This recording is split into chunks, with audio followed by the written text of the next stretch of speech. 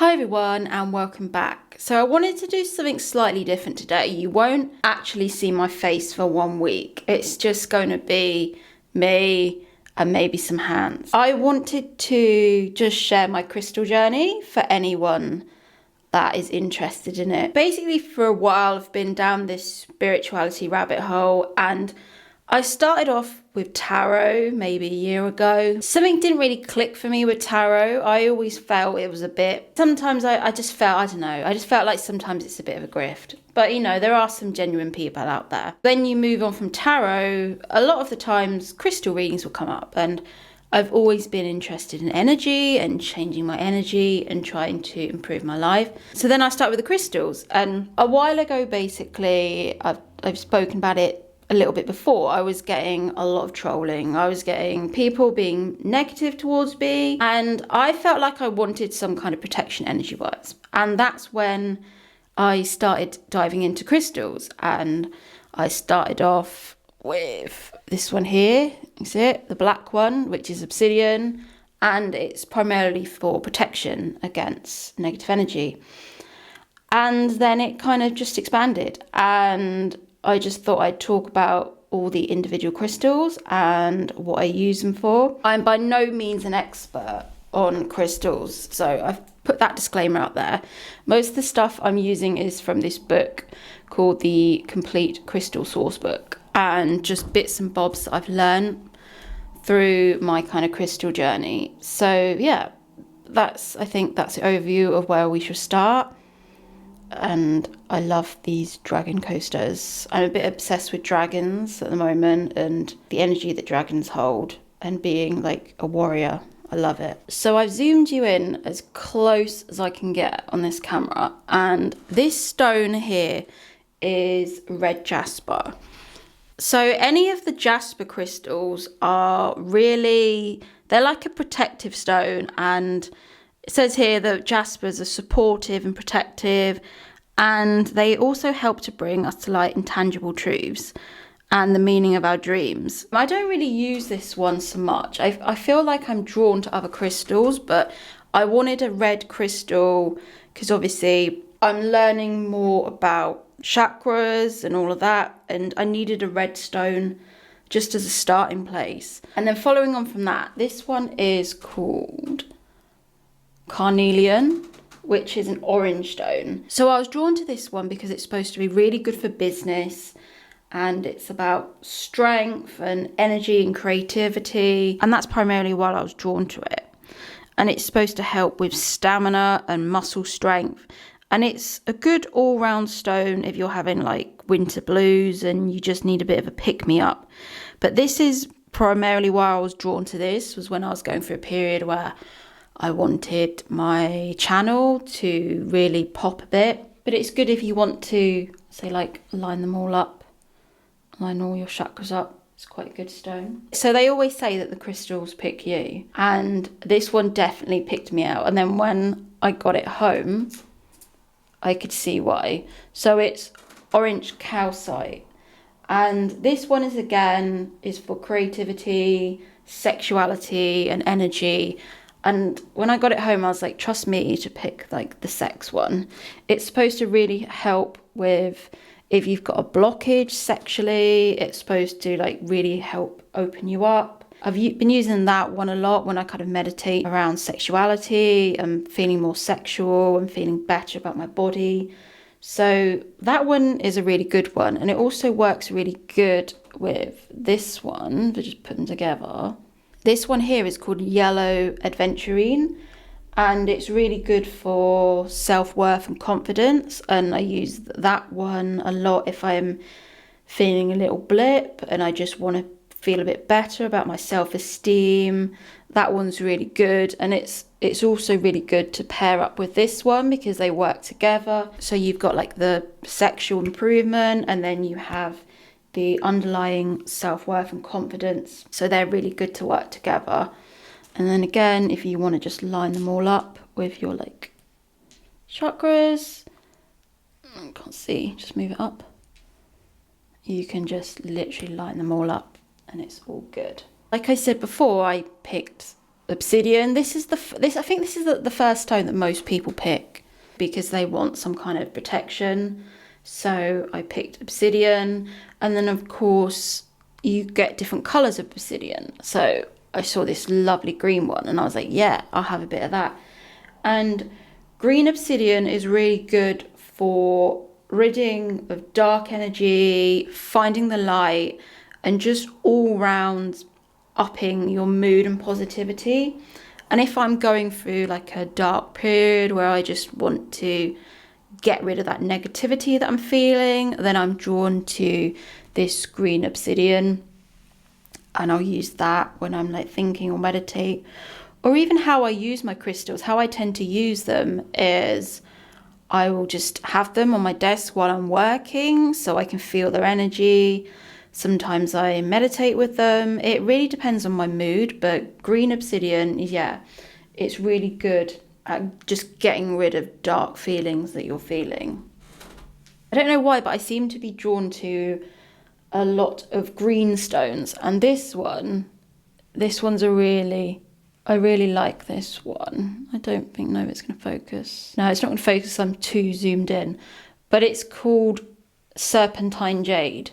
And if you actually look at, just chipping it on, that's going to annoy me the whole video. If you actually look at it, it's like a snake and it has snake skin. And it's just a really beautiful stone.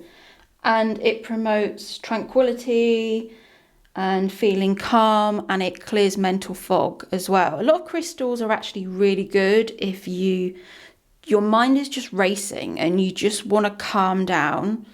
Sometimes I'll pick a crystal and it will just completely change my mood. And this one as well is also good for feelings of depression as well. I love this one. This is a relatively new one that I've got, and it's called, I don't know if I'm saying this right, Cambarba Jasper.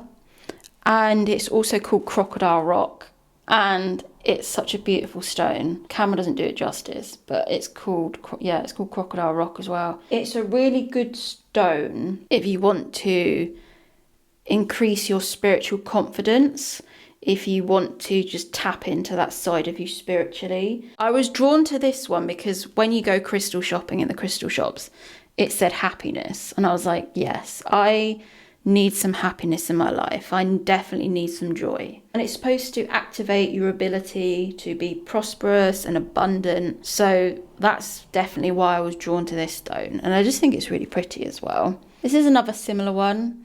Don't think you'll be able to see it on screen. It's called Green Adventurine. And it's good for strength, confidence, and pushing you out of your comfort zone. I've been drawn to, I've spoken before in my normal videos how I've been working a lot on opening my heart and being more receptive to love. So I have been drawn to, subconsciously drawn to a lot of green crystals because it's obviously connected to the heart chakra. So I've been connected to them. Some of them look the same. Like this one here is called Amazonite. And it looks pretty similar. And I'm literally just going by what the lady in the shop told me. But some of them just look so similar. But Amazonite, it's supposed to soothe the mind and body and spirit. And it encourages respite at the end of the day. So it's like a stress relieving crystal, which is obviously really good if you leave a stressful life. I think this one, another green one, let's line them all up. This one's probably my favourite. This is the one I use the most, and it's called Dragonstone. And this is why, like I said, I've been a bit obsessed with dragons at the moment. Dragonstone is really good because it activates and it unlocks the heart. That is the main thing about Dragonstone, is that it just unlocks the heart. And it's supposed to improve your personal power. So even if you were, say hypothetically, you were going on a date, I think it would be really good to bring Dragonstone and just have it in your pocket or in your handbag, just so that you're going into the date and your heart is open and you're not blocked off. That's what I primarily would use Dragonstone for, was just to have it on me. It's like you don't have to whack it out on the table. It's just hidden, but you know it's there. And it's just really good for being receptive to people. So I tend to use this one a lot if I'm just like before, when I had that experience with that man that just ghosted me after 2 weeks or whatever, I just tapped into Dragonstone because I thought, yeah, I need to still be loving and kind, and I need to not shut down after that experience, basically. So this one is quite good. It looks quite similar to Dragonstone in its markings, but it's called Unikite, and it's good for identifying the root cause of problems. If you're having a situation and you're just really struggling and don't know what to do, Unikite is good to meditate on that, and it will help you identify problems, and it will show you the way into slow, positive, incremental change. Yeah, I feel like it's really helped me with my channel, and it's just helping build the momentum of things. And yeah, it's just another good positive stone. This is one of the final green stones. It's so pretty. Moss agate. And it's just so pretty. It's supposed to be a nurturing crystal for strengthening relationships between family and friends. So it's more of a crystal if you just want to nurture that side of yourself. It's really good. If I just put all my green ones together, I've just got so many green crystals. I'm just drawn to the green ones, really. Again, it's like, because it's to do with the heart. Oh, Unikite as well. There we go. So blue quartz. It's a really good stone. It's a calming stone. Again, protects against negativity and it alleviates fear. So I like that one. This is blue howlite. When I got it home, I realised that it had been dyed, which is really annoying. It's supposed to be a white stone. That's the trouble with crystals. Sometimes you buy them, sometimes you buy them from like a reputable shop. And then when you get home and then you research about them, you realise that it's actually been dyed. But it's not the end of the world. It's another one exactly like this for stress and anxiety. A lot of the blue stones are supposed to be really calming, etc. But I like this one as well. This is called Sodalite. And this one's really good for, it directs you to the truth and it encourages honest and courageous speech. And it's really good if, say I want to talk about a really difficult topic on camera and I'm just feeling slightly blocked. It's just a really good stone to have around me, and it just encourages me to use my voice and be honest and speak the most, honest truth that I can in my videos. I mean, I don't lie anyway, but if you see what I mean, it just helps me to open up, really. It's also called the Logic Stone, so it's, I am drawn more to this one, especially with the line of work that I do about speaking and opening up and showing my truth. I'm really drawn to Sodalite. Shall we move? Let's do all these together. Let's do all the quartz ones together. So this one here is rose quartz, and it's probably the stone most people are drawn to. A lot of people, they're probably in the same situation as me, where they want to find someone, they want to fall in love, and they're just directed to rose quartz because it's called the love crystal. People misinterpret rose quartz because it's actually a stone about self-love and kindness and compassion and forgiveness, and it's about unblocking your emotional blockages that you have. And people tend to just think, oh, if I just fill my whole house with rose quartz, I will meet my soulmate and I'll fall in love. But it's actually not what the stone is for. It's actually supposed to be about self-love and self-compassion. But it's still a good stone to have around. It's a bit like Crystal 101, get some rose quartz. So I have rose quartz with me. It also pairs really well with this one, which is called it's called pink rhodonite, and any of the pinky stones are kind of quite similar. So it's for forgiveness, compassion, and and it balances emotions. Anything like the quartz ones are just really good at grounding, balancing emotions. Smoky quartz, I do like this one. I am quite drawn to smoky quartz quite a lot. Smoky quartz is good for strength in the face of difficulty and accepting yourself, and it's also really good if you're an overly self-critical person, and if you're one of these people that's constantly drawn to, you know, their weaknesses and what's wrong with them, and if you tend to just pick yourself apart, smoky quartz is a good reminder not to do that. It's just a nice grounding stone. And you can pair that with, I've got here snow quartz. It's such a beautiful stone. It's like a really tiny one. And snow quartz is, again, it's a calming stone. It's supposed to be soothing, and it's supposed to promote feelings of joy and peace. So all of these ones work really well together. If you wanted to maybe take it the extra mile and do a crystal grid, they kind of have similar properties about loving yourself, being compassionate.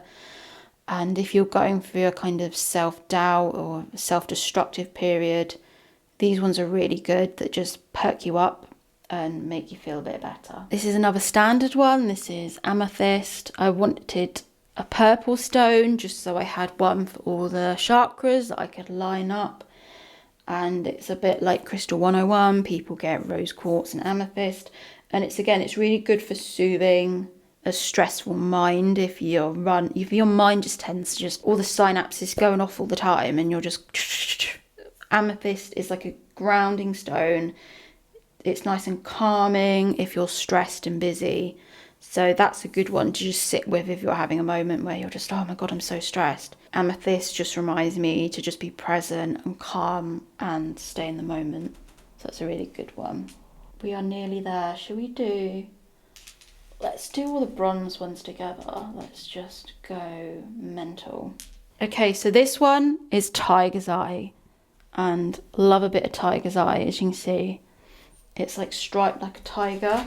It's a really protective stone. If you're working in a space like me where that people control you or people can just get in your energy field and just put you off your game, Tiger's Eye is a good one for just warding off like the evil eye. And it's a good stone for self-confidence, focus, perseverance. And yeah, it really helps you if you're like having a wobble and you're just like, oh, where's the Tiger's Eye? Where's the Tiger's Eye? And it just like refocuses you on your game. And it's just such a good stone. And then I was drawn to this one recently. And I was like, why am I drawn to this stone? And this stone is bronzite.